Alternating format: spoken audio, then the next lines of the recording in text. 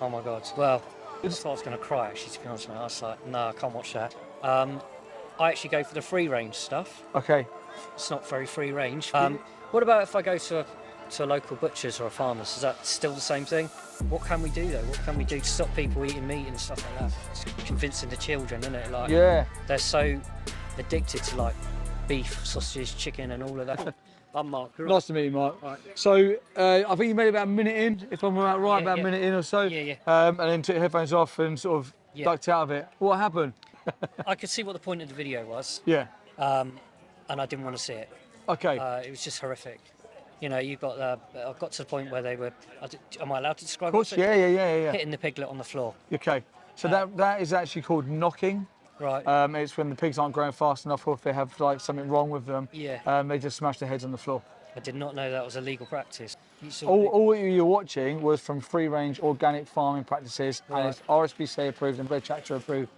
Okay. That's the best of the best, because if we showed people the worst, then people would say there's a better way to do this. And if the best is, in your words, horrific, So that's the best, is it? that's the best. That is that's high standard slaughterhouse practices. Yeah. Oh my God. Well, The question, what I'd say is, what would be the best way to do it, in your opinion?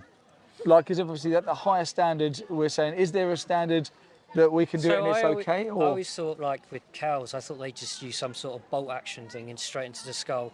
Okay, yeah. For immediate kill or something like that. So for cows, they use a bolt gun. Yeah. But you know why they do that? It's not for the benefit of the cow herself. So they bolt gun the cow because the cow, if you've ever been near a cow, they are so strong and they have to become maneuverable. Yeah. So there's no way that you can put shackles around a cow, hoik her up and cut her throat the whole time that she's completely conscious and with you. So they bolt gun her in the head to immobilize her to then be able to kill her. So it's not for the animal's benefit whatsoever. Yeah.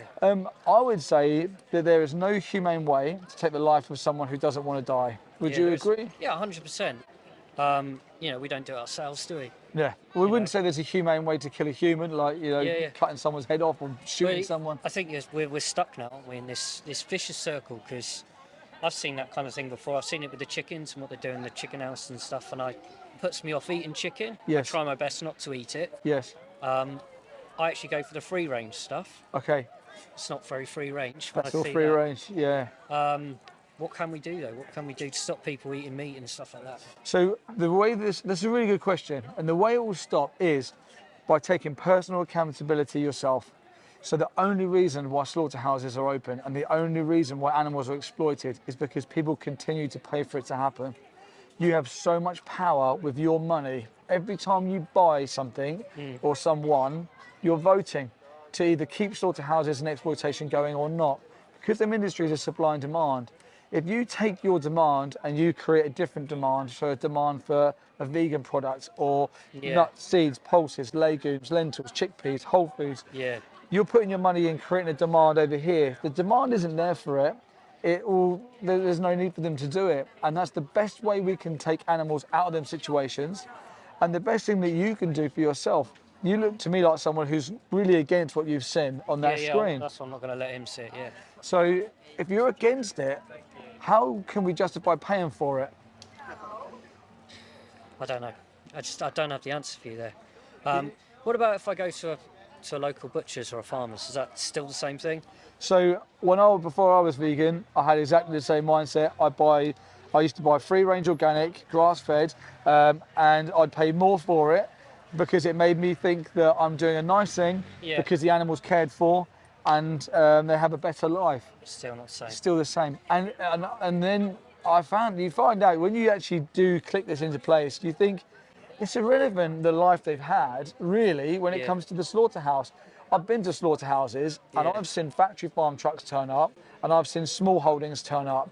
And it's really harrowing to see that the same cows end up in the same place. And it's exactly what you were looking at on the screen. Yeah, I mean, we'll try vegan. Me and my wife has said it loads of times, but it's convincing the children, isn't it? Like, they're so addicted to like beef, sausage, chicken, and all of that. The thing is, it's a really good thing you bring up. Like, sometimes, like, I've had this conversation with my dad as well, because my dad didn't bring me up vegan, but he didn't know much better when he was bringing me up. Yeah. And as parents now, like when parents realise, and we do understand what has to happen to animals, and we see things like this, I think that parents have that duty to pass that information down to their children, because we wouldn't let your children try, I don't know, all the drugs until then say, we'll give them drugs at a young age, Yeah, and then yeah, if they want to decide to not do drugs when they're older, they can decide not to. Yeah. We'd set them up for the best possible chance. Yeah. And I think when we don't bring children up vegan, we're almost conditioning compassion away from them. And we're teaching them love cats, love dogs, Yeah. love donkeys, love horses, but cows, chickens, pigs, sheep, it's okay to kill them and eat them. Yeah. So for me, I would say, you haven't got to go and show your children slaughterhouse footage, of course not, you know, but you could say, look, I've seen it, Yeah. and it's enough to make me, as your dad, make a different decision. Yeah. And if you're their role model, which I'm sure you are, it'll be an easy path for them to follow. Right, yeah. As a family, you can make that collective decision. And then as and when they get old enough to say, look, this is why we brought you up vegan, because I saw this. Now you're old enough to see it, and you feel it's the time's right for them to see that footage, and they can reaffirm why they followed your footsteps of a compassionate lifestyle. Okay. What would you agree with that, or would you 100% disagree? agree with that. Yeah. I mean, unless you can start taking that footage into schools.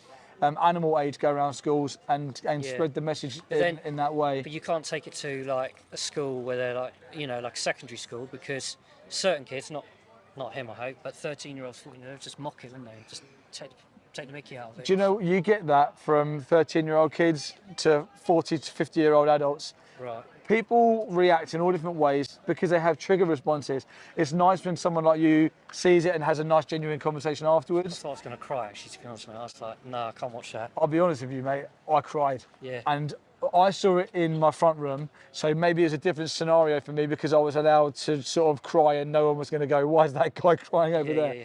So maybe if I saw it in public, I would have maybe reacted the same as you. Yeah. But I did, I cried. I saw the dairy industry. I saw about 30 seconds of the dairy industry, and it made me and my wife vegan, like on the spot.